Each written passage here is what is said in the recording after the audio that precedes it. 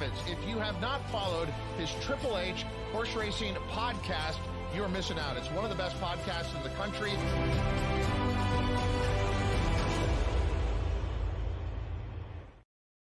Good evening and welcome to episode 374 of Picks and Ponies right here on the HHH Racing Podcast. I'm your proud host, Howard Kravitz. Thanks for joining us tonight as we are going to tackle 4 graded stakes in New York this Saturday, 2 of which are Breeders' Cup win and you're in races. It is about that time, as I believe we're 5 weeks away from Breeders' Cup 2024 at beautiful Del Mar. Can't wait. Please make sure you hit that subscribe button on the bottom right-hand side of the screen. Hit the notification bell on the top right and smash that like button below the video player. We would greatly appreciate your support. Of course, you can listen to us on Apple Podcasts, Spotify, and Anchor. Tip sheet still going strong. Look below the video player for our regular tip sheet information, which comes out on Saturdays. It's in the description. I will talk about another tip sheet that we have available coming up for a huge meet very soon as well. And of course, our wonderful website, which we're going to actually show here in just a few minutes as well to talk about that special tip sheet we have coming up, hhhracingpodcast.com. I looked it over. I look at the website quite often, actually. Pete Visco does a great job on it, our co-host. I mean, there's really cool pictures. He's updating pictures all the time of all of our trips and our events. I mean, you should really take a look at our website, hhhracingpodcast.com, for everything about our podcast, including our newest show that began last night, Pacific Horse Players. I'm going to talk about that a little bit as well with my great co-host. A lot of things to talk about, as we're only going to discuss 4 races tonight, and it's so much short field. So actually, I've got a smorgasbord, a word that should be used a lot more often, as far as I'm concerned. A smorgasbord, a plethora of topics to talk about. But you don't need to hear from me and my words, because I've got 2 better wordsmiths than me, especially the one from the Saratoga Special and the Commonwealth of Massachusetts, Mr. Paul Halloran, and from the East Coast of Maryland. No hurricanes on the East Coast of Maryland, just other places. Let's bring him on, Pete Visco. Gentlemen, it's win and you're in. Breeders' Cup prep race time. 2 of my favorite weekends of the year. This weekend, next weekend. Paul and Pete, how you doing tonight? Very good. Very good. Hey, Pete. Hey, what's up, Paul? Guys, we got a lot to talk about. I'm just going to jump right in. First of all, on a much more serious note, I do want to wish everyone in the Southeast, especially northern Florida, Georgia, Tennessee, even guys. Kentucky's going to get a lot of rain. Nothing, hopefully they're going to avoid too much flooding. But we're talking about Category 4. I know you guys make fun of me talking about the weather, but this is this Hurricane Helene is nothing to mess around. So I know we've got viewers down there, Pete and Paul, and we want to wish them all a safe next 48 hours here. Definitely. Absolutely. Definitely. Yeah. Stay safe, everybody. Yeah. Now, Pete, I'm sure Maryland, you've seen your share of tropical storms. I don't know about hurricanes, but can you recall one of the worst, tropical events you've had? Yeah, Maryland? I mean, I don't remember the year or anything, but we've had a couple that were, shaky, but it's nothing near what they get sort of down south and such. So, I'll tell you what. knock on wood, we're lucky for that, for sure. Paul, you know about Northeasters. You see those suckers on the radar? I mean, it's scary as hell just to look at, isn't it? When you see this radar and this massive eye, I mean, wow. I mean, it is a bit scary. So again, batten down the hatches, everyone. I was down at Myrtle Beach one time, and a friend of mine and I went golfing, and we went into the bar after, which is no upset. And the bartender had told us that she had just moved down there from up here somewhere. And she said, everyone's first reaction is, they want to stay at home and ride it out. And she said, let alone a Category 4 or 5. She said, well, just stay at home through a 3. And the next time, if they tell you to get out, you'll get out. So yeah, we could have a whole hour show on how people decide to stick around. Don't even get me started. Yeah. I mean, anyway, I'd probably say something completely inappropriate, so I don't want to do that. Instead, let's hear from Ralph Conti. Hi, guys. Yes. Watched the show last night with Noah and thought Ryan and JK. JK. I thought Ryan was JK with that hair. LOL. Ralph, thanks for joining the show. Guys, I've got hey, Howard, coincidentally enough, Ryan on his other show, the Gallop Out, had JK on this week. So He did. you could see them side by side if you want to, compare hairdos if you'd like. He did. Guys, I got a list of things that I want to discuss. We're going to intermingle them throughout the show. I think I want to just go ahead and start with race 1, and then the first race we're going to talk about, and I'll bring it as we talk. I want to talk about Keeneland a little bit.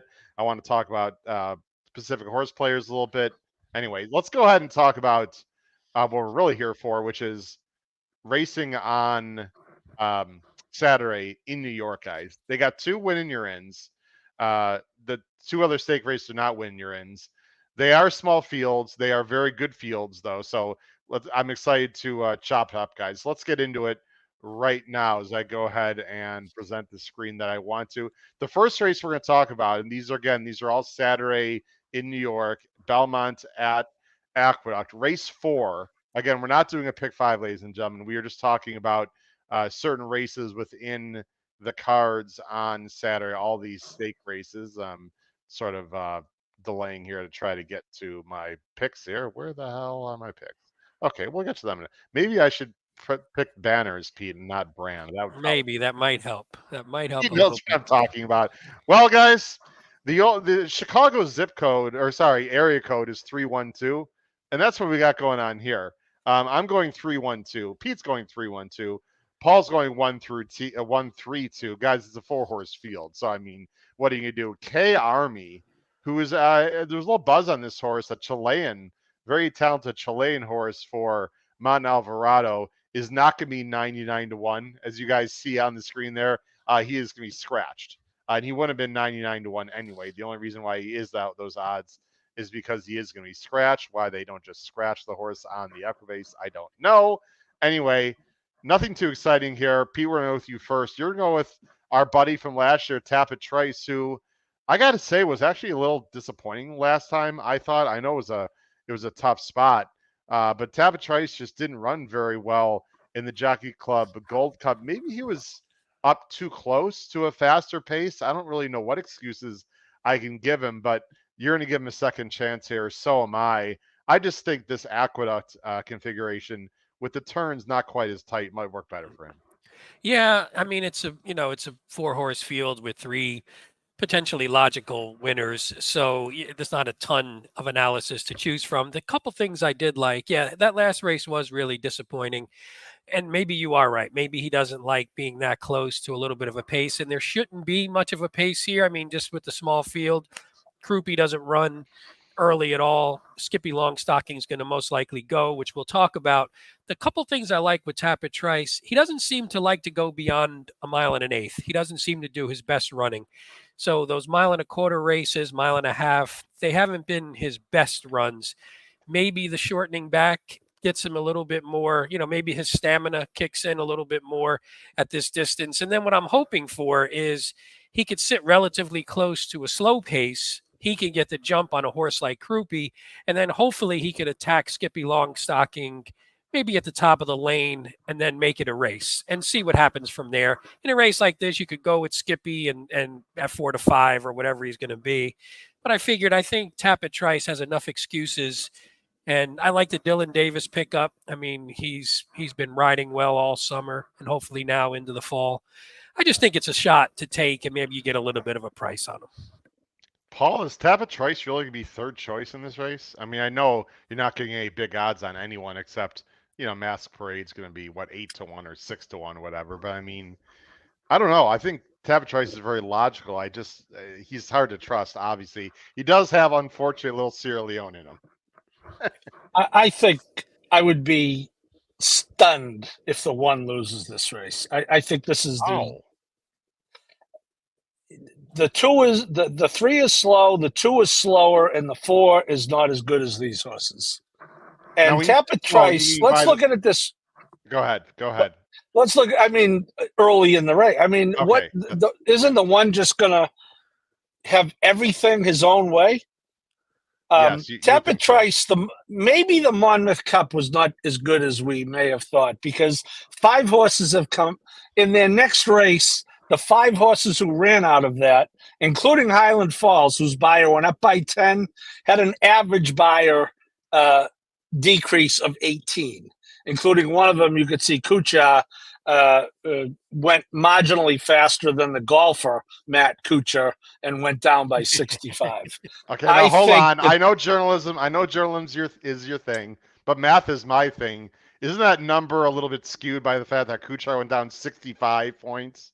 I'm just. Yeah, of course it is. I didn't say it wasn't skewed. I said that's the numbers. Okay. You want to argue the numbers, Professor?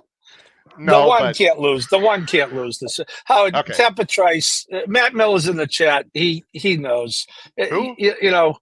Matt Miller. You divorce someone, you don't marry him again. Okay, the divorce papers are filed. Now you're looking. You're trying to turn it into an annulment and go back to the altar.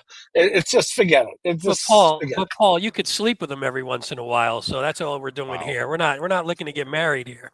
We're not, this isn't long. Howard is looking to sleep. We had to keep Howard away from this one at Keeneland. That was a concern. Trust me. Well, I'm talking more me than him. He might be more. Yeah, I think this is. Yeah, he might be more emotional than I am.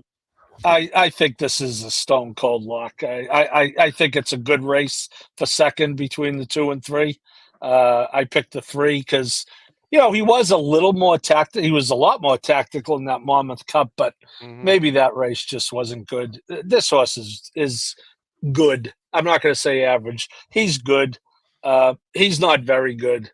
He doesn't win this race. By the way, Paul, Skippy Longstocking does. When he's out of grade 1s, he tends to win. So I think from that perspective, this is his spot. Because it's a spot like this where he's not knocking heads with the upper echelon. That's usually where. Yeah, and I mean, if you look at the Whitney, I mean, Arthur's ride went, very purposefully went right to the front, and as he did in the Travers, as we knew he would. This horse gave it up, but that was in the mud at Saratoga on a totally different track, totally different field. This is from the rail in a race that. The start sits on the turn. We know he's going to the lead unless they fly Florent Giroux in and sneak him on him, but that's probably not going to happen. We know he's going to the lead, and I just think he's gone. Hey, look, I'm wrong plenty, but I don't see this horse losing. Yeah, I think he's going to be tough. When he gets to the lead, he's really good. Guys, this horse has almost won $3 million. I mean, it's just unbelievable. What you can say whatever you want about Safi, but he's done a great job with this horse. Last thing I'll say, well, 2 things. I know you guys love when I do this. 65% chance of rain, showers at times. We'll see. I don't think it's going to be like some kind of deluge, but it could be wet. I looked at these 3 main contenders, guys, and they all run fine on wet, so I don't think that's going to be a factor. I guess the biggest question, Pete, and we'll end and move on here, is who's going to go after Skippy Longstocking first? You would think it'd be Tappa Trice, and when, right? This is a real jockey race to me, and you can't just, if you're here to win the race, you can't just let Skippy walk on the lead. The problem is that takes Krupe and Tappa Trice a little bit out of their game, right? So it's a really tricky spot for those jockeys on the 2 and 3. Yeah, I mean, I guess the only good thing is with Krupe, I mean, Krupe just doesn't have much early speed, so you figure Krupe is going to just sort of linger in the back and then try and make that one run. Yeah. So that's why I didn't go with him, because I just think it's the pace is going to be a little tougher on him. I feel like Tappa Trice can just sit. I mean, he's going to sit right behind Skippy Longstocking, and Skippy Longstocking's not going to go fast. So it shouldn't take that much energy maybe to make that initial run to get next to him. And then you put Skippy in a fight and see if you can beat him. If not, he pulls away. I mean, it wouldn't be shocking if it just comes 1, 3, 2, 4, and they just run around the track in a merry-go-round for the most part. Guys, what I have something a little special for you. I want to thank a certain person. I'd rather not say who, because this is probably halfway illegal, but I don't care. I have a subscription now to At the Races, which is a great overseas site. It's like our DRF. I also have a subscription to the France Gallop. This is all in preparation for the Breeders' Cup, guys. And one of the main reasons I like to see it is because of anti-post betting.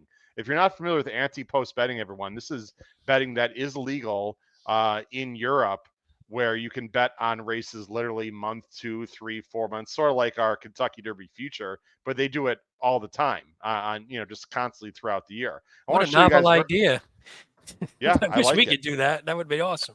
Very quickly, I'm just going to show the current, this is in real time, the current At the Races website anti-post betting for the classics, because we just talked about classic horses. That's what we're going to do tonight, guys. Just very, very briefly, I want to get your thoughts here. They've got City of Troy at 5-2. Wow, the buzz is real. You see everything. You can see on the screen. First, and it's Forever Young, who runs next week in a prep. Guys, they don't even have, the only horse they have that we just discussed is Tapatrace. He's down there. It's a little bit hard. I can't click on it. Well, I can, but I choose not to. Anyway, Tapatrace and Krupi are right next to each other at 33s.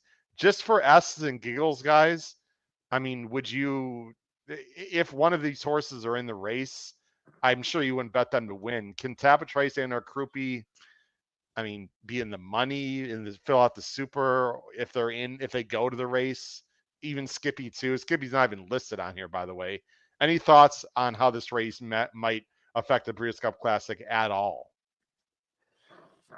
You want to go, Paul? I don't No, think go ahead, Pete. I don't think it affects the win end by any stretch, but I do think, a horse like Krupi, depending upon if there's enough speed up front and whatever happens, a horse like Krupi, if you get him at 30+1, why can't he clunk up for third or even second on a great day, or even fourth in a super? I mean, I'm just saying anything can happen if there's enough pace and some wild stuff goes down. And I mean, Tapatrace, it depends what he shows here. I'm surprised Skippy. I mean, the horse is 4-5 against the other two. It's kind of odd that he's not in this listing here. But again, I don't think it's not overly. I mean, it's reliable, Pete. But they have horses that are like retired on here. Like, it's not extremely accurate. Like, they got Nisos on here. I know, I mean, so, is there anything, Paul, you see just in the first half of this field that tickles your fancy, so to speak, or tickles other parts of your body that we don't want to talk about? Boy, I don't know. I mean, not real. I guess I might be tempted at Dornoch at 20-1 in case it's a bounce back. How about your boy Arthur's Ride at 20-1? Well, I mean, Arthur's Ride, we know what he's going to do. It's just a question of, is he going to be able to get out there? It's the right track for it, right? So, yeah, I guess I'd probably be more tempted to take him at 20-1. But no, I don't. I don't think anything on there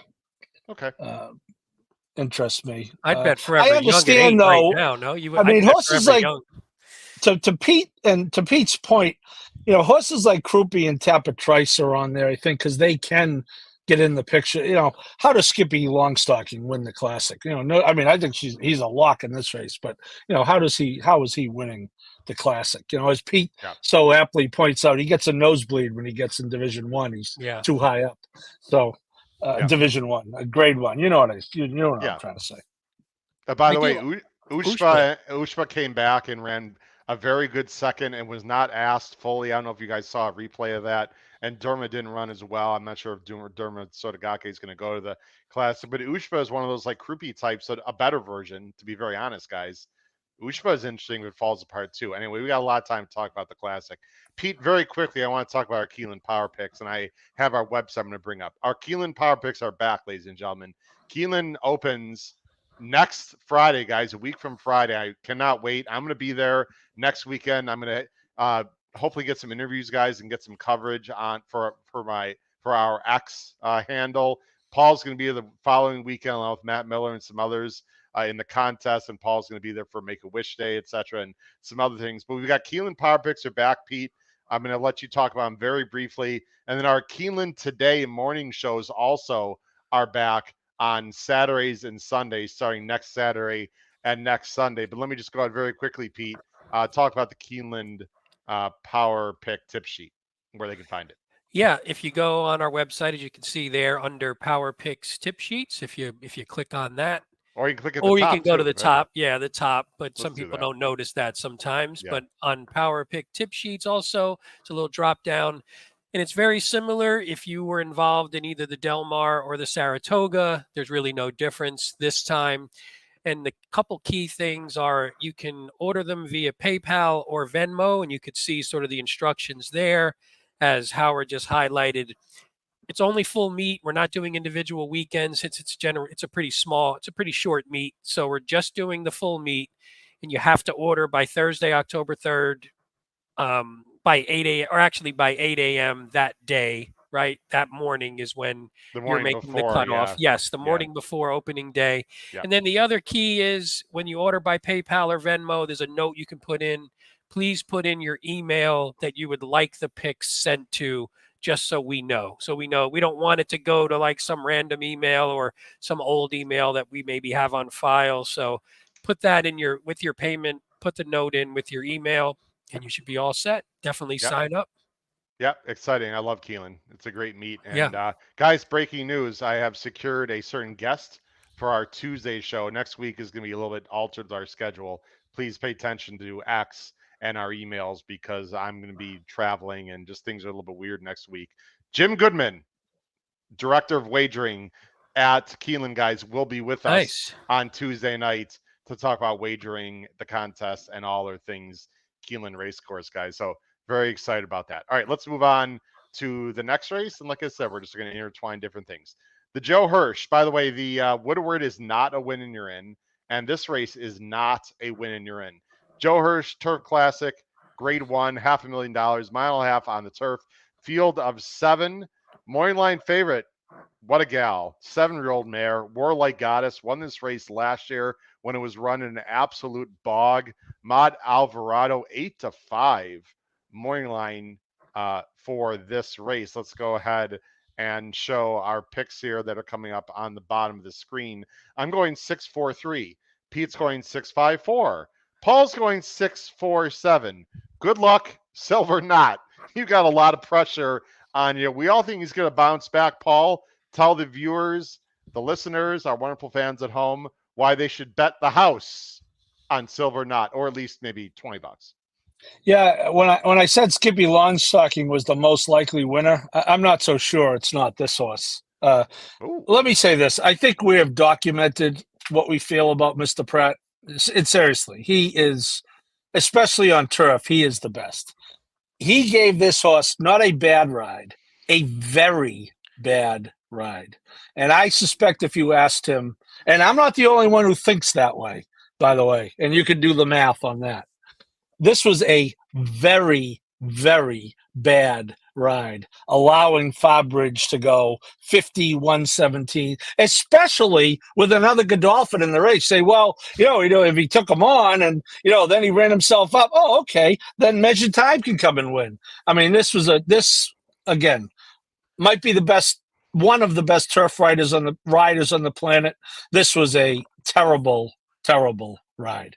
I think he goes, chases, gets smoking, takes the lead when he wants, and easily holds off everyone else. So there's another mini rant, Katie. We're up to 7. Love it. Wow. Pete, I don't feel that strongly about the ride, but I'll let you expound more on Silver Knot. I'll tell you why I disagree slightly when Paul. I agree with everything Paul said. I just think he didn't give himself he didn't give himself the best chance to win. Now, I don't know if that's why he ran so poorly, because he just had nothing late in the lane. And I didn't like that very much, but I think it took him out of his element. And I think here he's going to be chasing probably cheaper speed. I don't see Farbridge going to the lead again. If they do, they're crazy. So I agree with pretty much everything Paul said, actually. So no need to expound too much. Yeah. Thank you, Pete. That's why I like you. You're my favorite co-host, Pete. Thank you. Anytime, man. I could kiss ass with the best of them. Don't worry about it. How many co-hosts do we have? Just one. Look, there's a 50, I'm counting the other shows are ahead of you too. Go ahead. Oh wow! All right, guys, we like to give each other a little crap, but in all seriousness, it's good to push back on each other because we want to give people different opinions. Right? Here's the pace projector for this race. There actually looks like there's some speed in here with Emmanuel maybe up top. I see Paul's sort of saying that's not going to happen, and they've got the 1 second. They got Silver Knot all the way in 4th. Let me just push back. I hear what you're saying, Paul, and you could be absolutely right. And Pete, you too. But it's not like he's a need the lead type. I mean, he's won from behind before.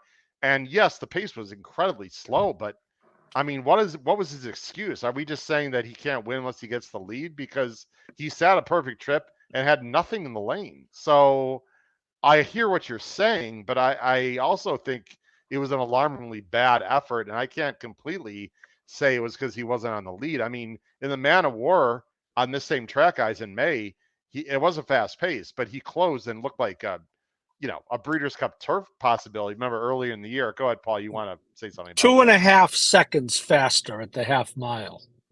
2.5 seconds faster at the half mile. Well, 4 that happen seconds today? faster. Yeah, even worse. Yeah, Saturday? no, I don't think Dylan Davis isn't going to do that. I think we know Dylan. And again, look I'm just going to chalk it off to a bad. Fabridge is, did we expect him to go to the lead? No. And in fairness to Pratt, he might have figured, well, that horse is not an on the lead type. But, he's still a grade 1 horse who was allowed to just walk around there. And look, I know the pace projector is based on numbers and we have math teachers. But if you think that Fabridge, who just won a grade 1 race going gate to wire, is going to be last in this race, you should jump into the Hurricane and hope it's a category 5. So I want to hear people in the chat. Who's going to have the lead in this race? They've got a manual. When I say they, I mean time form. The one, obviously. Okay, Paul is obviously saying it's Get Smoking. I would agree. I thought it was a little bit weird that time form, to be honest. I mean, the one's got to go, right? I mean, the one's going to go. I agree with you. So what do you want to see Silvernaut do here, Paul? Because he'll chase him. You can go by him. The one's not going gate to wire. The one's no Fabridge.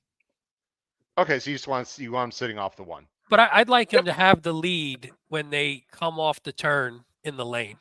That's he's at his Isn't that best. what he was trying to do last time? He just didn't do it? Yeah, but I think he didn't Smoking versus Fabridge, Howard. Fabridge is a pretty damn good horse. Yeah. Okay, I hear you. And he wasn't aggressive enough. I didn't think he was aggressive enough. He would have probably still lost, though. I think measured time might have won if it went a little bit different and if he softened Fabridge up a bit. It wasn't Silvernaut's day. I agree with you too, Howard. I don't think it was his day either. So the ride and maybe him having an off day both compromised him. I think me and Paul think. No, you picked the horse, Howard. You picked him. Yeah, that's what I was gonna say. I'm like, wait a minute, I did pick the horse, guys. I don't agree that it was a bad ride necessarily last time, and I don't think he's going to be as close to lead as you guys think. Everything else I agree with. I think he's going to bounce back and run a big race. I think he's a talented horse, and then he's going to go to the Breeders' Cup and finish a very solid 6th. And not embarrass himself, but he'll split the field or whatever. I don't know. But I know I like him in this race. I just don't agree with the pace.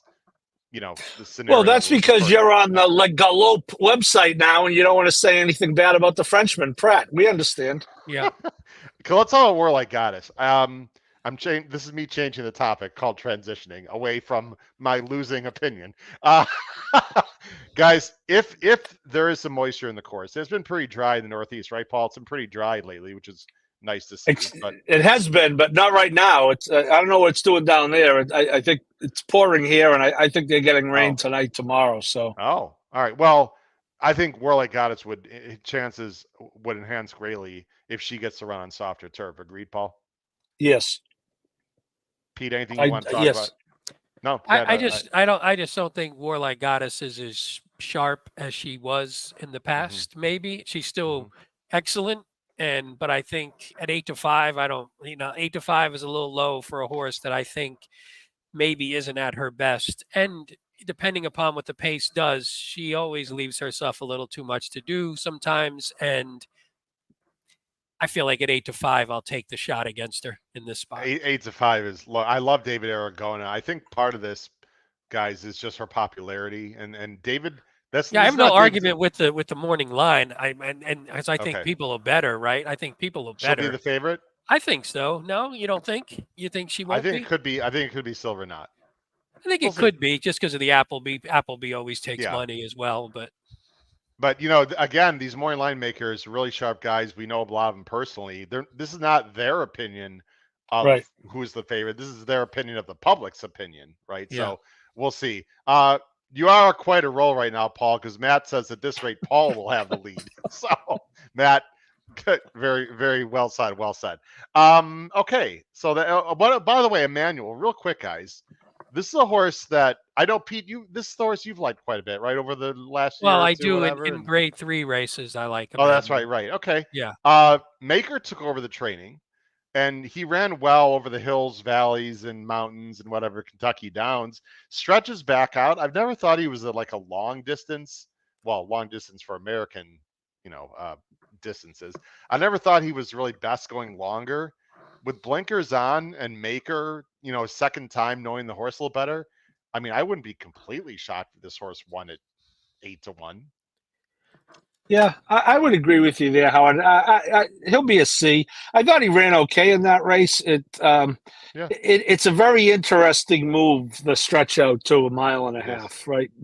And I got to think that, Maker's thinking of how he wins this race, which is, he sits off, gets smoking, and then goes by and holds off the rest. And then Farbridge, Pete, really quick. I mean, we talked about the race last time. We've all liked this horse. He really wants to be on the rail. Joel's going to have to find a way to get to the rail, and sure as hell is not going to be on the lead in this race. So my guess is Rosario breaks and does everything he can to go left and get to the rail. If he gets to the rail and gets a good trip, he has a shot. This sure feels like it was last time was the time, though. Yeah. We talk about the wedding funeral. That's a big horse racing, note, wedding funeral stuff. Yeah, he just got on the lead, and it was an outlier, I think. And I think he's a good horse. I like the horse. I just don't know if he's as good as some of the top ones. If he's trying to close into them, I think there's better horses that do what he does. So yeah, I don't really like him too much here, and I like the fact that he was actually going to take some money probably off that win. So. Shall we look at the Breeders' Cup turf, guys, for the future Yes, majors? This should be I think you're going to find some interesting things, and I'm looking for it right now. I mean, I have it. Just give me up. Here it is. Okay. We got some research, and by the way, I think we know some Euros, some lads that can join us on this show in the next month and help us with some of the Euros. And the guy's got a little surprise for you. Davey Lane may not be the only one coming on to help us with some Euros. I'm just going to keep that to myself right now and to surprise you gentlemen when the time happens. Here you go, guys. As of right now, again, at the races, you guys can see Rebels Romance, who just won a big race in Germany, is currently the 5-1 anti-post morning line favorite, according to At the Races. Kalanga Dagan, a very nice horse, also from Europe. Goliath. Wow, Goliath. That's the Goliath again from Europe. Auguste Rodin is not coming. Every indication is he's not coming. He's going to Japan this year. Los Angeles, Content, the city of Troy they got in there. I don't think he'll be going, but I mean, who the heck knows? Economics. What you noticed, gentlemen, is the obvious. No Americans in there. I mean, up high. Silver Knot's 25, guys. No one else in this race. I don't. Farbridge. Warlike Goddess. No, Warlike Goddess is 20. Oh, I'm sorry. Warlike 20. I mean, I have no interest in anyone in this. I have no interest in anyone racing Saturday in the Breeders' Cup turf at all. Los Angeles might be going to the Arc. Okay. As you said, Howard, Auguste Rodin is not coming, and City of Troy is coming, not for this race, though. Yes. So, Pete, can you see any scenario in which any horse, let's say Warlike Goddess or Silver Knot, runs a big race? Let's just take the two, chalks on Saturday. Are they capable of getting third or fourth or even better at the Breeders' Cup turf? I know we don't know who's coming exactly, but there's some good Euros coming. We've seen this story before. I mean, I think so. I mean, I don't think this isn't maybe the greatest crop of Europeans coming over that we've seen in some past years. I do like the second choice, Calendagan, or however I'll throw Rebels Romance out if he's the favorite. I'm fine taking a shot against him. Really? Not out like he's going to run completely out of the money, but I could toss him on the win end maybe. Okay. Interesting. I don't think of him as I don't think of him as some of those unbeatables that have come over in the past that are just going to be too tough. Sort of serious / fun topic. I know that sounds like it's contradicting itself. Guys, I want to say that how proud I am of Pacific Horse players and what they did last night. Noah Maher, who's never hosted a show before, absolutely rocked it out last night. Ryan Anderson, new talent on the show, guys. And I was thinking about one thing as I was watching the show and seeing them do so well. I have to say, and I'm, that was pretty damn proud. And these young guys that we have on our podcast, they don't need parental figures. They've got great parents, whatever, but everyone needs mentors, right? And I'm listening to them talk, and I'm listening to, Kyle and Charlie and Pat. I'm listening to all these guys talk, and I hear some things, from us in them. And I think we've, hopefully we've rubbed them the right way, and they're going to be wrong like we are, but I'm really proud of the job they've done. It made me think about mentorship.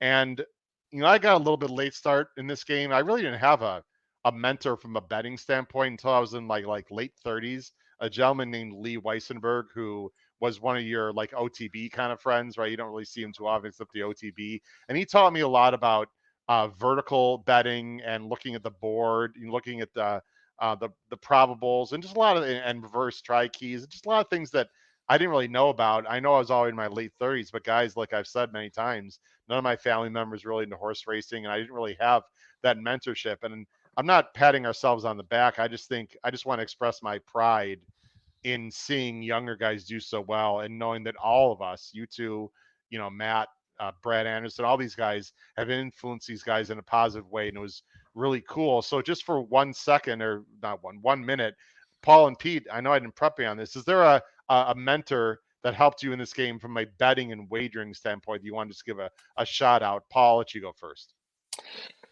Well, I'm going to go as far as I want to talk about handicapping. And believe it or not, it started with a good friend of mine growing up whose father was a huge dog guy.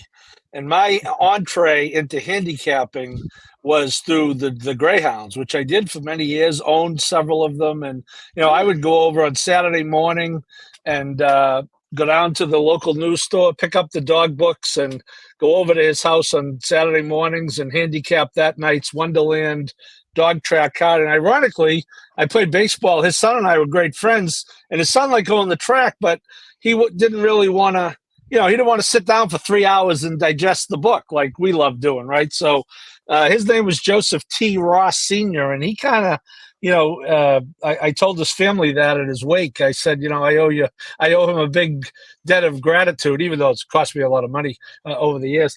That he was my entree into handicapping. And as far as betting, I don't know, Howard, I don't think you're another guy who's dead. God, I'm getting old. But my good friend Jim Gorham, who was a state championship baseball coach, he also was the best dog guy I know. Did it professionally, by the way. Did dog handicapping for a living for a couple of years. Think about that, Pete. And he, as far as the horizontal bets, he would be the guy. I learned a lot from him on that. So no one living that I can talk to. Although I do have a book upstairs, a well-written book upstairs on betting theory by a guy named Matt that I think has been very helpful. I think the first ever like real wager I made was at Dairyland Greyhound Park in Kenosha, Wisconsin, which is about 35 minutes from me. And I just remember looking at the program and like you see like the dogs, like out of the gate, they have the directions, like the dogs break from. And I was like class A, B, C. I'm like, what the hell is all this? Anyway, Pete, anyone just you want to give a shout out to, dead or alive, that sort of helped you in this game when you were younger? Mine are mostly living still, luckily, knock on wood. Yeah, well, I would say I didn't really have I wouldn't say like a handicapping or a betting mentor. My dad introduced me to horse racing from purely a gambling standpoint. We had no connection to the game, inside the game. We just had it from a gambling standpoint. So he introduced me to the track, probably taught me how to read the form and stuff initially. And that was harness back in the day. We used to go to the Meadowlands because I lived right near the Meadowlands. And then actually, just to shout out something more recent, I would say just listening to podcasts over the past, I didn't used to. So when they originally came out, I didn't listen to as many podcasts horse racing wise. Probably the last maybe 5 or so, 6 years, just started listening to a lot more podcasts, and then just getting, that's awesome, Terry. You want to read that real quick? Yeah, Terry Frank, longtime listener and friend of the podcast. That's bad grammar, right? I wouldn't have gotten to the NHC without the HHH network. That's fantastic. Thank you, Terry. But I would say just listening to podcasts like ours and like so many, our friends in the Money Media and some of the others around there, Matt Bernier, that was how we met, me and Howard, met, quote unquote. just listening to those gave you just different perspectives, I think. So maybe looking at something different, even if you've been around the game, you may not appreciate, I don't know, whether it's pace, whether it's this, whether it's breeding, whatever it is, you start to appreciate different angles and you just start to see more things just from listening to other people talk about it. So hopefully we do that for some others, and our young guys can do that for, future, current and future generations as well. Yeah, just look, it made me feel good. And I mean, it's okay to feel good about yourself once in a while, especially when you deal with high school students for 28 years, and there's ups and downs in that. So anyway, hats off, tip my cap to Noah Maher, Ryan Anderson, all of our younger guys really in our network, because they're really helping round out this show in a positive way. The Vosburgh race 9, a small field of 7, relatively small, but a pretty wide open field, I would say. Morning favorite is Comedy Town, the number 5 Florida bred for Safi and Franco, who's had a complete rebirth when switched to the dirt. My picks are on the bottom of the screen, are all of our picks. I'm going 6-2-4. Pete's going 5-6-4. Paul's going 2-3-7. Pete, let's talk about Comedy Town. This horse is no laughing matter. Good one. Hopefully our younger hosts do not pick up the bad puns that we maybe drop on this show. But yes, this is a funny horse in the I was pissed, by the way, when I saw the morning line, because I did not anticipate Comedy Town being the favorite, and I was a little upset by that because this is my best bet of the 4 we're talking about. But it's weird to see a horse that goes 24 starts without trying something, and then all of a sudden at 6 years old they put the horse on the dirt, and it completely, not that he was a bad horse by any stretch before, he just wasn't very, very good. Now he's all of a sudden very, very good, to great, potentially, at least at this level. So it's really odd from that perspective. I just think he's in great form. I mean, there's not a lot to dislike so far. He went to 7 last time, so he proved he can win, and he won very nicely. It wasn't the best field. It was in the mud, but at least you wanted to see that he could do it at 7. That gives you a little bit more confidence.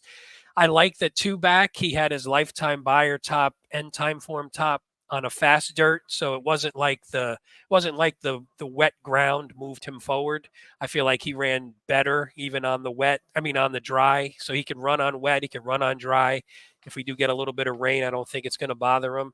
I like the change to Franco. I think Manny can be aggressive with him and keep him close. I guess he has to get on Dean Delivers. He's similar, we were talking about earlier. He has to get to him early enough to where you can't let a horse like that get away. And because he's a quality enough horse to where if you let him get a soft lead and he gets away, that could be troublesome. So, but I think Manny would probably be aggressive enough to not let that happen.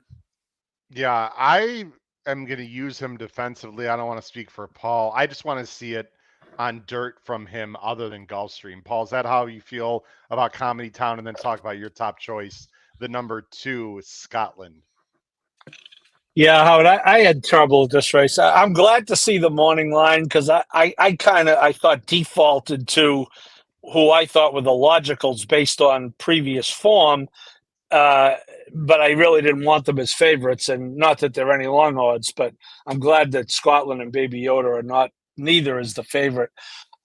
I like Scotland a lot in that last race last time. Not in the beginning. I think Accretive was actually my top pick on the show.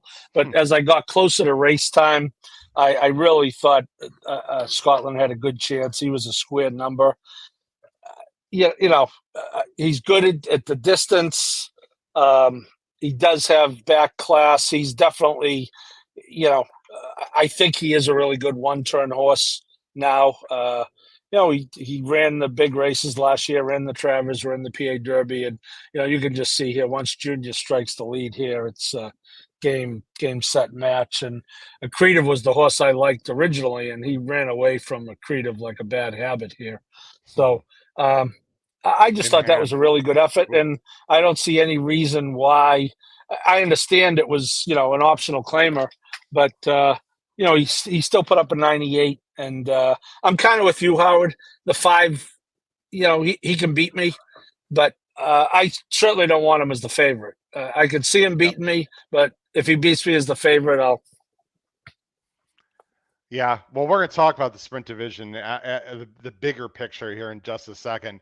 Guys, I'm going to go with Mufasa. Now, I talked about Mufasa last night, last night on Bet and Boozin'. And speaking of puns, I made one up there. You watch Bet and Boozin' if you want to hear my Mufasa Lion King reference. But anyway, he ran. Boy, did he run good at Colonial. Colonial dirt is a little bit weird. It's also a very fast surface. I remember Raylu when he was on the show, Paul. Do you remember he talked about how fast Colonial dirt was a few years ago? And so this like 119 and 4, you may want to take with a grain of salt, but it was a 99 buyer. I just think he sits a great trip, guys, and I want a fresh face. I'm this sprint division. I'll tell you, we've talked about it before. There's no elite power. There's no Jackie's Warrior. There's no Gunite. This is just screaming out for someone. And maybe Mufasa can step up his game, win this race, and go to the Breeders' Cup. I mean, I don't know. I just think he's going to trip out Paul and Pete. That's my main thought. Paul, you don't have him anywhere. I guess he's got to prove it. I understand that. And I think 3-1 is a little bit light also. So I see where you're coming from. Pete, you like this horse a little bit. You got him second.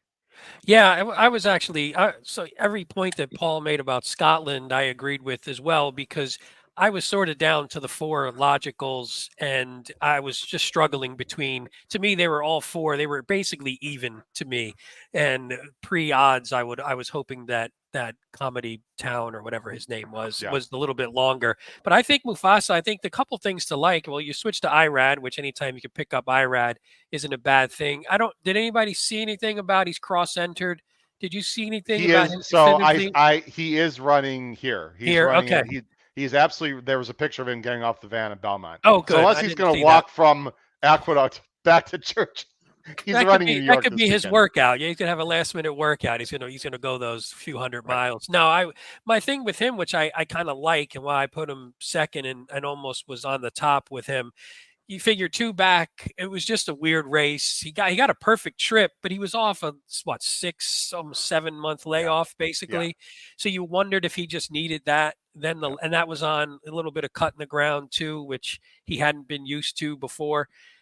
Now, or I should say cut, it's dirt, but you know what I mean. It was an off track. So now he gets back to 7, and maybe he likes the 7 a little longer. Because if you look back when he was in Chile, he was going, I mean, look, he's got 1.25 miles, 1 1/8 races, 1 3/8. So maybe that 6.5 was even a little short. So I think there was a lot of things going against him 2 back. And then maybe that last one is who he really is. And I think that's what I think you're leaning on, I assume, is that's the real horse we saw. And if he can come forward from that, he puts himself in some, pretty high-end company. If he can move, and you're talking about if he can get to like triple-digit buyer, 120-plus time form, I mean, that's right in the mix. Yeah, he fits, and Nacho's really good with these imports guys, too. He can do it, especially with the South American imports. Guys, this we're going to talk very briefly here. This sprint division is just completely wide open.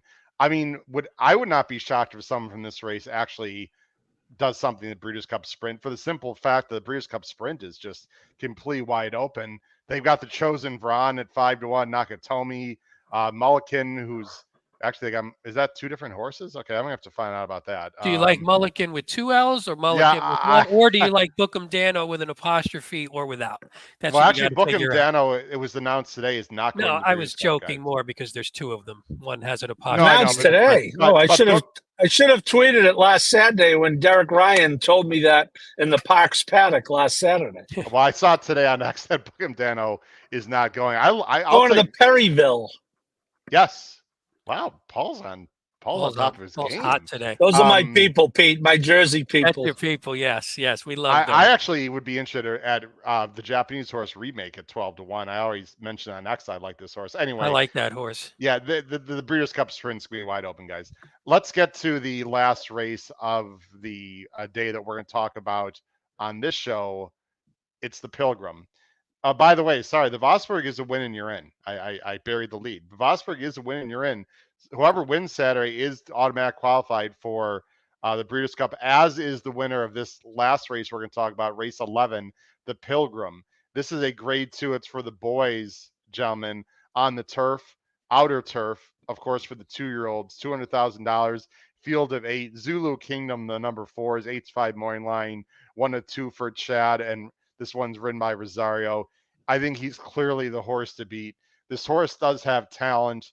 Sorry, let me take that off. Here's our picks on the bottom of the screen. I'm going to try to beat. Actually, only one of us is going Zulu Kingdom. Interesting. I'm going 1-4-5. Pete's going 4-3-5. Paul's going 5-2-4. Pete, I'll let you talk about Zulu Kingdom first. He's talented. We're going to show the replay. He did get a very, very good trip last time, but he's probably also one of the more talented horses in this field. The problem is you want to take that lower price on a 2-year-old 2-turn turf stake.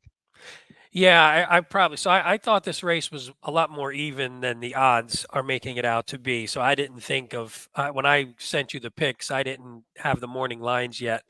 And I didn't think I don't think he's 8-5 better than this field, but you're right. He is talented. I mean, he got the win over in France, comes over. He's under Chad Brown, which is great. He had Pratt though, and Pratt gave him a beautiful ride off a nice, easy trip. But again, some horses make their trip, and this horse is young, and we haven't seen him a lot yet. And what if he's just one of those horses who makes his trip every time? Although Joel has a knack for not getting you the trip that you want, but still, there's not a lot to dislike about this horse. And until he runs a bad race, he's got to be in the mix, especially if you start talking about, horizontal races. He's got to be in the mix, and you could see him here.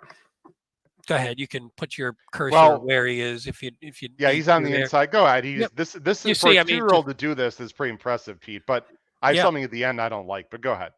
Go ahead. What did you not like? So the thing you do I would like is to that see him explode and win by like 2 or 3. Like, don't you want the 9 out of this race more than the 7? To me, I do. I mean, right here he's like all out to ask, and the 9's actually gaining ground on him, even though the 7 came up the rail. So while it was a very game effort, Pete, and obviously I like the horse and he's the horse to beat, I don't like the fact that he didn't explode in the lane, like win by 2 or 3. Maybe I'm nitpicking Pete and Paul, but I don't want a tenacious leader out of that race. And I'm wondering why he's not going here. My guess, Paul, is I'm going to see him next week at Keeneland in the win and you're in there. I tried to find information. I don't have it, but that seems logical to me. Pete, that's my only poo-poo, is I just said win by enough, but that might be a silly comment. I don't think it's silly, and that's kind of why I thought this. I had 4 A's in this race, so I think it's okay. and not 4 that I would definitely put on top, but I thought it was a lot more even.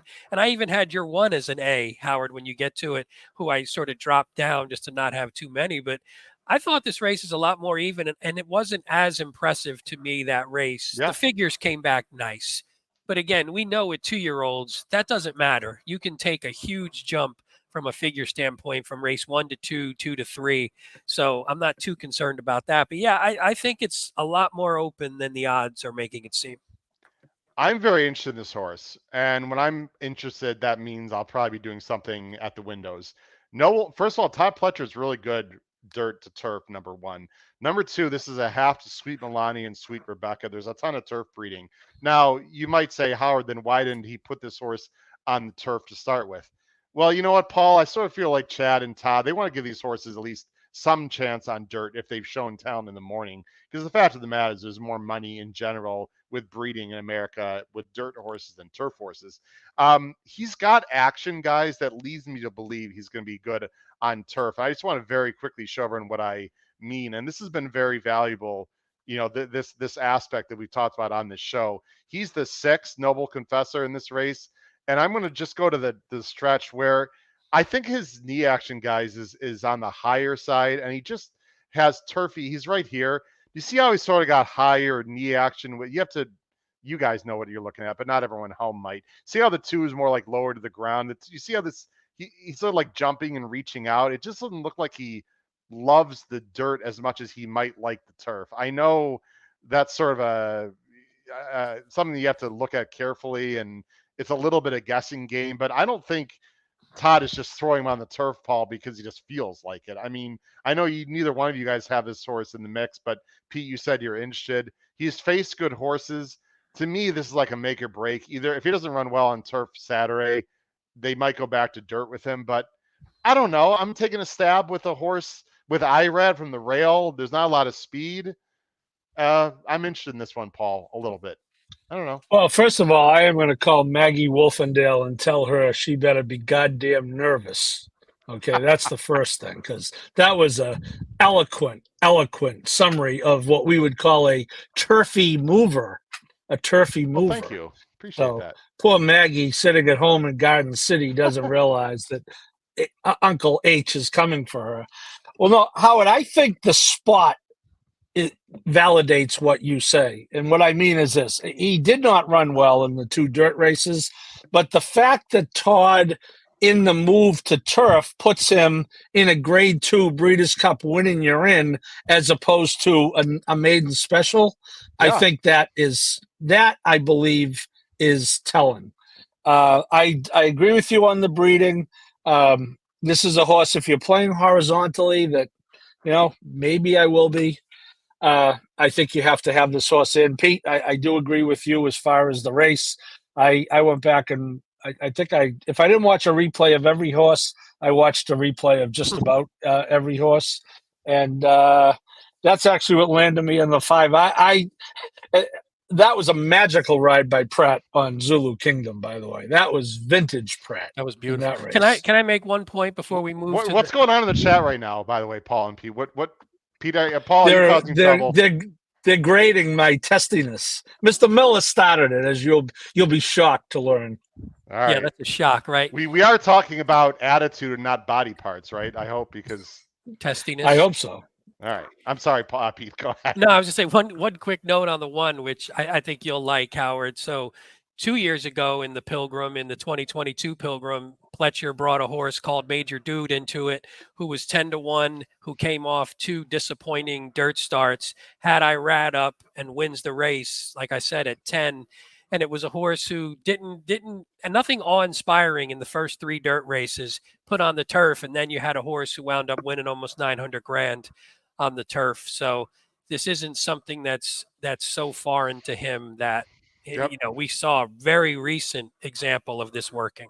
By the way, I'm going to go to Paul next, and then we're going to get to our best bets and end the show. We'll have a rant, of course, of Paul. Pete, I'm surprised you didn't take the other Chad. You have a history on the show doing very well with the other Chad, the number 8 early adapter. I just want to throw that horse out there. I think he's the 4th horse for me. All right. He's good. Did you watch do you remember the race? Did. He looked I watched it. It was weird because he looked like he was beaten for a little bit and then kicked in late. It wasn't super impressive to me, but it's a Chad Klarovich, Lope de Vega horse, but from the outside, maybe he doesn't get the best trip. I don't know. It wouldn't shock me if he wins, obviously. I wasn't blown away by the field, but like you said, it's Chad and Klarovich. What the hell do I know? Yeah. Concord Green, Paul. Really nice win first out with Dylan, gets Dylan back. We know Shug can train a horse of any age or surface. The horses coming out of that race, though, have not done great. That was my only misgiving. I've got him 3rd. I do like him. I'm a little concerned about the field he came out of. Yeah, that's valid. Although I thought he ran very well. As we know, Shug is winning first out is not a priority for him. Though he is with 2-year-olds. He is doing He's better okay. than you think. Yeah, he was better than I thought, Paul, because I looked that up too to see if it was really surprising. And with, I think, 2-year-old turf horses, he was actually a lot better than I expected it to be. So. And I think that's skewed recent too, Pete. I think he's gotten a lot better. It's like Mott. Mott never used to win first time out until he started winning with first time starters on Whitney Day, Travers Day, Belmont Day. But I just think that this horse has a right, Howard. First of all, 72 is a good number. Second only, I believe, to Zulu Kingdom. Flying Mohawk. But I just think the horse has a right to go forward off that race. Like I say, I don't think he necessarily needed to win, but he did find a way to win. Another confident placing, and 4-1 would be just fine. But it's the 2-year-old's going 2 turns on turf. It's a lot can happen. That was my favorite race out of all the replays, was his race, Paul. I really liked his race. My only didn't look like he was going to win, did he, Pete? No, he kicked in, man. When he kicked in late, I really liked that. My biggest concern with him was he got some pace last time, and I'm not 100% sure if he's going to get enough pace. And that's because I wanted to put him on top, and then I moved him mostly because of the pace. That was the only thing.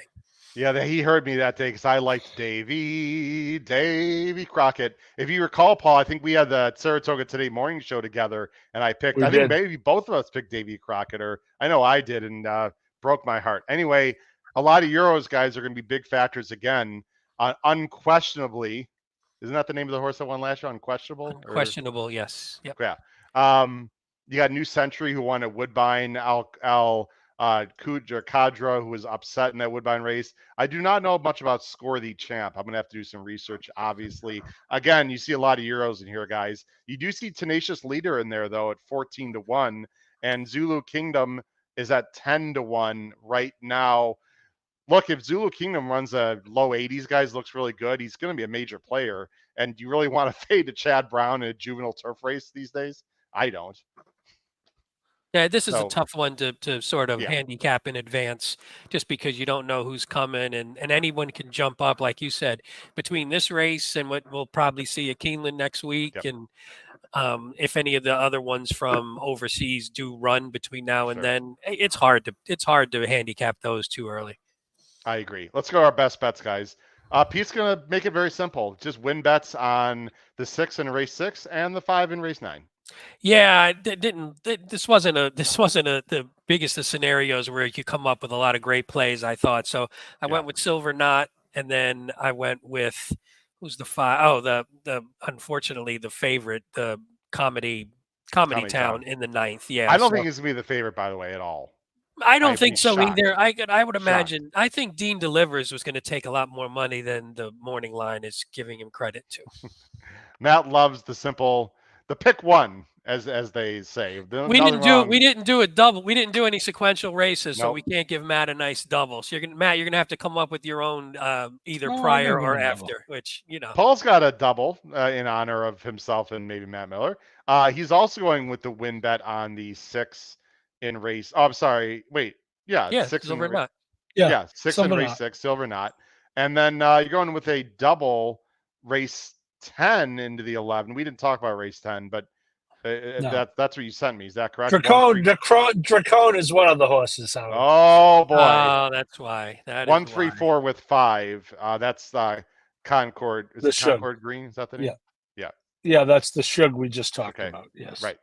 Okay. What's the race before? It's an allowance race with your boy. Yes. Well, Dracone would pay nice, Paul, if you get that one. It's an optional claimer, $95,000 purse allowance. Nice. Good luck with Dracone is not up for sale. Yeah, he ran a Colonial. Didn't really fire. Took some money. Didn't really fire. Didn't run bad. Didn't run great. Split the field. But we're hoping for Ricardo Santana Jr. rode him in one of his wins. He's on him. So we'll hope for the best. Long layoff, Paul. You should bounce coming into that last one. So second off, that should be not yes. bad. Maybe see. Yeah, well, he was put. Turf horse. He was basically put up for the winter, Pete, to start with. So. Yeah. I do like Silver Knot, but when I saw that you guys, I cheated a little bit. When I saw you guys had win bets as your best bets, I decided just to veer a little bit. I'm going to go win bet on Mufasa in the Vosburgh. I think he's very interesting. I think we might get a square price there. And like we talked about, a reverse tri-key, not just a win bet, because I'm not really sure with Noble Confessor. I'll go reverse tri-key, and I've talked about it, but so people can see it. If you get the power picks, because you see this all the time. For example, I'd put him on top with the 4-5-8 with probably hit the all button because it's a small field. Then I would do the 3 other likely winners, the 2 Chads and Concord Green with Noble Confessor in second with the all. It doesn't cost a lot of money, ladies and gentlemen. I would just try to spicing up my vertical with Noble Confessor. I think he's interesting. I don't love him, but I'm curious. I'm more curious. I think he's the one horse, guys. Him and Mufasa are the ones I'm most interested in seeing how they do from a curiosity standpoint on Saturday. Paul, it is that time, my friend. And look, I know when you love, I do this. So Paul's, Petey's he's a little edgy tonight. So I'm very curious. I might have got all my edginess out. I'm going to be mellow. No, I'm sure. I'm very sure that you can find some. At least I hope you can, because it is time for Paul's rant of the week. And there it is, Paul's rant of the week. Mr. Halloran, the floor is yours. Yeah, well, I just wanted to talk about how, we talk a lot about the ups and downs in this game. And, those of us who have been in it for a long time, as I know the three of us have, there's plenty of downs. And, Parks last Saturday was kind of a classic, one of those classics. They've had the issues with the turf course. They ran the alphabet soup. Unfortunately, the horse broke down. We found out later in the day the horse had to be euthanized. A horse went down in a dirt race, unrelated. You'll like this, guys. So look at tragedy, obviously, but a horse goes down on dirt and a horse goes down on turf. And both happened around the far turn. And a guy sees me I got my media badge on, and he says, "Hey, do you have something to do with the track?" And I said, "Well, kind of. I'm covering the race. I'm working notes." He goes, "Well, they got to do something. Two horses just went down in the same spot." I said, "Well, I know that's really terrible, but one was on turf and one was on dirt. So it's really not this." "Yeah, but it was the same spot on the track." I said, "Yeah, but one." So anyway, it's, so anyway, that was a real downer. But then later in the day, Pete, and you'll relate to this because I know that you were a part of it. I watched the My Racehorse stuff up close and personal when Seize the Gray won. And I got to hand it to Parks. They allowed every one of those investors who were there to come into the winner's circle and onto the track. They had to do the photo on the track, and there were a couple of hundred of them out on the track. And they were really, really, really happy. And I know, they might have made 37 cents. Who cares? It was just, after the way the day started, to see it end like that. And of course, Wayne Lucas, I'll finish with this. How would you I'm in the hotel lobby on Friday, and there is Wayne Lucas. I go right over. "Hello, coach. How you doing? How's Seize the Gray doing?" "He's doing great." We start talking about the race. He asked me, "Well, what do you think's going to happen in the race?" I said, "Well, coach, I think your horse is going right to the lead." Because I did think Seize the Gray was going. I didn't think he would win. He goes, "Well, Paul, I'll tell you, if he goes right to the lead, he's going to be very tough." So the rest of the story is I cost myself $5,000 by not using them in my press pick 5 because I'm very smart. I'm a college educated guy. But forget about that. It was great to see him win. And the really, you can think what you want about the My Racehorse stuff. I'm ambivalent about it, but it was a really, it was a good end to the day to see those folks.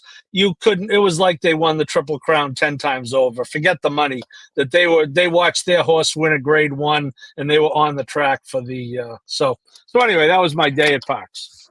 Yeah. Parks was interesting. Thanks for sharing that.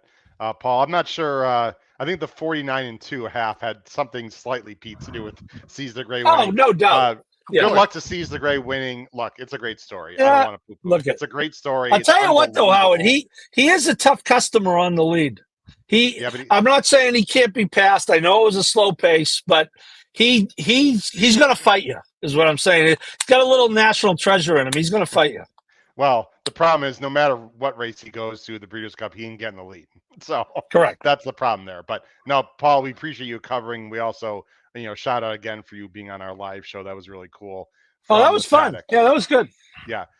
Pete, you want to wrap the show? Any thoughts? Anything going on? I know you're going to be out of town a little bit in October, so we will see Pete, but he'll also be missing some of few shows. Shout out to your son Jackson, by the way. He's now a teenager, which is crazy. I was gonna put that up. Yeah, it's there he is. Yeah, you can't see.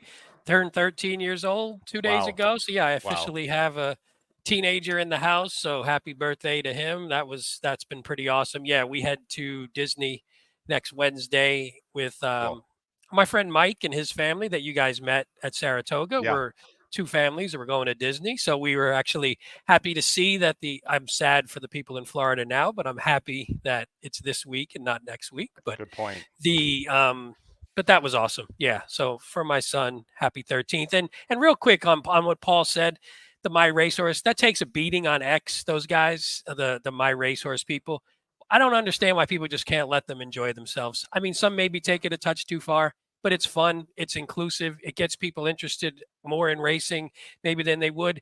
And you can take someone from understanding the thrills of ownership without the risk and then maybe you move from that to being, a bigger owner. And if you Sure. can get that, and if you can get that, and if you can get them and their friends interested in racing, isn't that what we want? So why poo-poo things that are going to bring people into it? Yes, you don't make any money, trust me. Although I do have $230 still sitting in my account, so on a rainy day that could come in handy. But the By the thing way, is, Howard.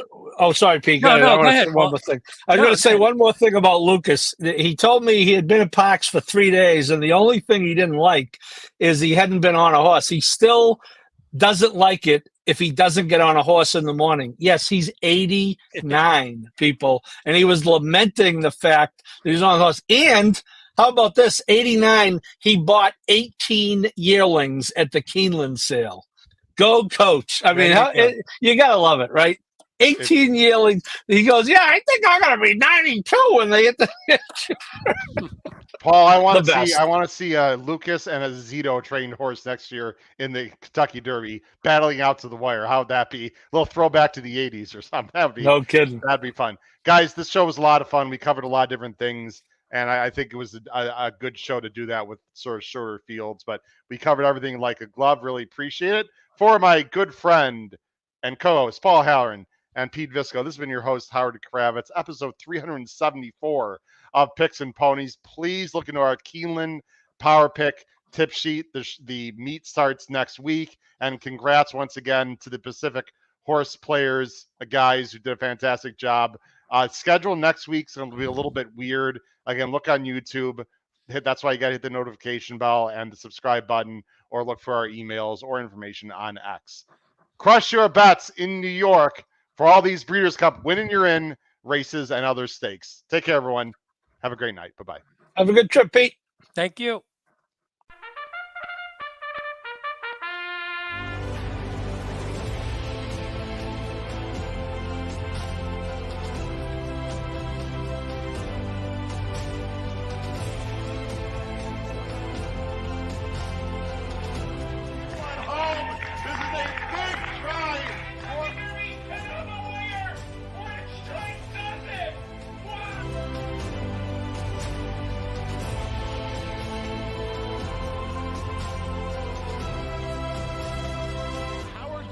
If you have not followed his Triple H horse racing podcast, you're missing out. It's one of the best podcasts in the country.